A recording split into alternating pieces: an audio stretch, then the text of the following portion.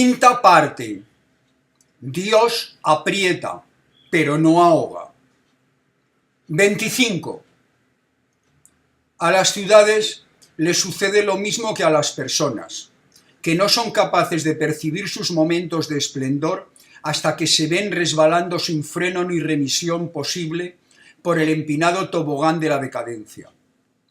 La Tánger que por fin conocí, mientras que en España se celebraba el Día del Corpus, era cualquier cosa menos la ciudad exótica que yo había imaginado. Era Tánger una suma de muchas ciudades a la vez y que, sin embargo, poseía una atmósfera única y no fácilmente definible que las impregnaba a todas ellas. José Nabón me hizo saber que esa uniforme multiplicidad o esas diversas formas de lo tangerino eran, en resumidas cuentas, el alma de Tánger. Pronto pude comprobar que José Nabón no solo parecía conocer todas esas diferentes ciudades tangerinas, sino que todas ellas parecían conocer y a su modo incluso querer a José Nabón. Resultó que cuando llegamos al mejor hotel de Tánger, el Minsa, comprobé que mi Cicerone parecía tener una determinada habitación adjudicada para sus visitas, que deduje frecuentes y rumbosas por la manera en que era tratado. Resultó que cuando fuimos en un taxi a la zona del puerto a buscar algún producto autóctono para fumar, la mesa que ocupamos en un cafetín lleno de humo, de bigotes y de chilabas pareció ser un imán de escala 100 que atraía hacia ella a todo tipo de personas para saludarla. También resultó que cuando visitamos a un célebre escritor americano que yo, la verdad, no conocía, llamado Paul Bowles, en su apartamento decorado con maletas amontonadas en forma de pirámide y espesas nubes de humo de kif, José Nabón se manejó con una desenvoltura ciertamente familiar. Resultó que ese célebre escritor, que también era un célebre compositor, tenía un precioso Ford Mustang que parecía sacado mismamente de Bullitt, en el que, conducido por otro escritor llamado Mohamed Maravet, dimos vueltas por los alrededores de la ciudad hasta divisar una playa larguísima, recta, que parecía prolongarse hacia el sur, siempre recta, más allá del horizonte, posiblemente hasta el Cabo de Buena Esperanza. Resultó que, acomodados en tan épico automóvil, llegamos a una arboleda al lado del mar que tenía, como todo lo inesperado, un nombre sugestivo: el Bosque Diplomático, y que de regreso a Tánger fuimos interceptados por dos motoristas de tráfico que, en vez de multarnos por circular a una velocidad no precisamente moderada, saludaron efusivamente al americano y a José Nabón con esa deferencia que tan solo algunos pocos parecen ser capaces de obtener. También resultó ser conocido y querido José Nabón, lo mismo en restaurantes y salones de té de alto copete, donde los ocupantes de 9 de cada 10 mesas, las mejores, hacían esos leves gestos de reconocimiento que casi ningún advenedizo sería capaz de ejecutar con tan desganada distinción, que en el inacabable circuito de tugurios y antros nocturnos, donde putas, rufianes y otros canallas se disputaban el recibir su saludo. Y todos lo recibieron. Era obvio que, gracias a la compañía de José Nabón, yo estaba gozando de una visión privilegiada de cada una de esas ciudades tangerinas que parecían lograr el convivir, o al menos el superponerse, en Tánger. Pero según José Nabón, todavía había otras cuantas ciudades tangerinas dentro de Tánger que solo podría conocerlas con el tiempo en futuras visitas. Al día siguiente, cuando bajé a desayunar tarde en el patio del hotel, me encontré a Rafael Navarro, que acababa de llegar de Ceuta, hablando animadamente con José Nabón, al que parecía ser que no se le habían pegado las sábanas como a mí. Salimos los tres a recorrer la Alcazaba de arriba abajo. Hubimos de subir, pues por una empinada cuesta llamada Cuesta del Telégrafo Inglés. ¿Del telégrafo inglés?, pregunté, olvidando que en esa ciudad cualquier cosa extraña parecía ser posible y probable, incluso habitual. Claro, También había el telégrafo español y el telégrafo francés. El siempre amable Rafael Navarro tomó el relevo de José Nabón, que ya se había pasado el día anterior dándome explicaciones. Y una vez concluida la subida de la cuesta homónima de la más famosa de San Francisco, California, entramos en la Alcazaba por una puerta monumental y en una muralla también bastante artística. Y realmente resultó ser una visita de arriba abajo, pues creo que recorrimos las 100.000 o 200.000 callejuelas que serpentean, se cruzan, giran y van y vienen, siempre bajando y bajando. Si ese paseo por la Alcazaba lo hubiese visto en fotos o en cine, qué bobo no haberme comprado todavía un tomavistas Eumig en Ceuta a cargo de la nota de gastos para don Roberto Jesús Rodríguez del Valle y Suárez de Pertierra, hubiese dicho: ¡qué exotismo! ¡Cuánto exotismo! Esto es el colmo del exotismo. Pero de nuevo, esa inefable atmósfera tangerina lograba trastocar hasta tal punto el trampantojo que a partir del 8º o 9º recoveco, y puede que incluso antes, todo lo que me rodeaba me resultaba ya familiar. Cuando desembocamos en el mismo cafetín donde el día anterior nos habíamos surtido de hachís, miré el reloj. Habíamos estado callejeando 4 horas bien largas, más de 250 minutos reducidos a un suspiro. Y vaya, no había comprado ningún recuerdo exótico para Josefina.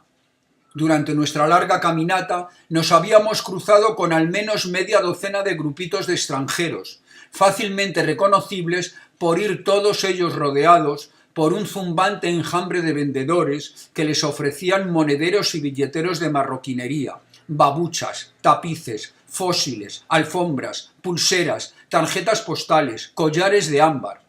Y sin embargo, y a pesar de que José Nabón, por su estatura y volumen desmesurados, y sobre todo por su impoluto Panamá, era una referencia insoslayable, nadie, absolutamente nadie, nos había ofrecido ninguno de tan exóticos productos.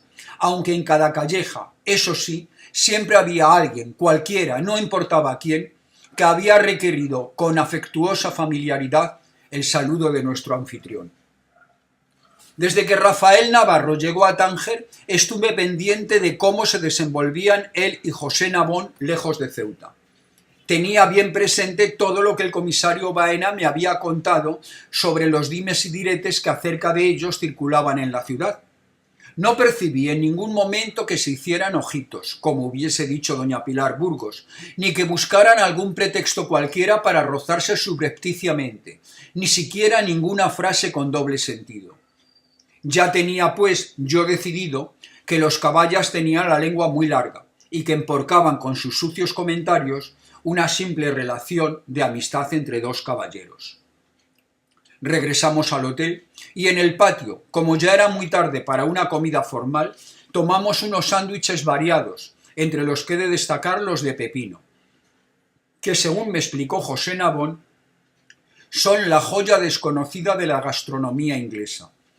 Cuando estaba yo escanciando mi cerveza Flag en la copa, Rafael Navarro me recordó que el vidrio verde esmeralda de su botella era el otro color de referencia en la industria cervecera, tal y como me había explicado varios días antes.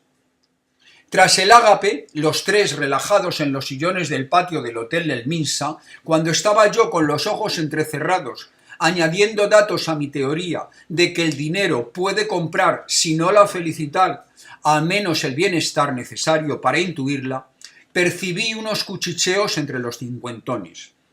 Me hice el dormido y noté cómo despacito, despacito, ambos se levantaron y me dejaron solo. Esperé un tiempo prudencial para no encontrármelos por los pasillos, y pasado, también yo subí a mi habitación. Me despertó el teléfono. La luz que entraba por el balcón ya no bastaba. Estaba anocheciendo. Los dulces atardeceres de la opulencia, pensé. Me había quedado dormido sin haber leído ni siquiera una página más del Se enciende y se apaga una luz, de un tal Ángel Vázquez, que José Nabón me había prestado. Era Rafael, que a las 8 en el vestíbulo para ir a cenar. Encendí la luz, miré el reloj, las 7:10. El Güitas era un restaurante de los de anfitrión. Ni la decoración, ni la cocina, ni el servicio podrían superar unos estándares de categoría. A mí me recordaba al Alba, mi restaurante de cabecera en Madrid, salvo por la clientela. Allí, los clientes éramos trabajadores solitarios, un escalón por encima de los sombreros de fiambrera y un escalón por debajo de los trabajadores con familia. Aquí, en el Güitas, el relumbrón lo constituía un público bien vestido, bien hablado y sin duda con posibles.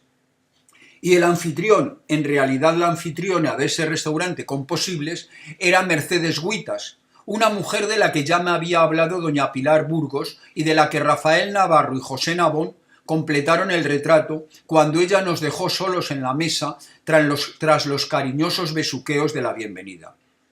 Su padre, un judío de Argentina, se había establecido en Tánger cuando era todavía una ciudad internacional y había montado el restaurante en una zona privilegiada de lo que iba a ser el ensanche chic. Enseguida fue incorporado a la lista de los lugares en los que cualquiera que fuese alguien debería ser visto.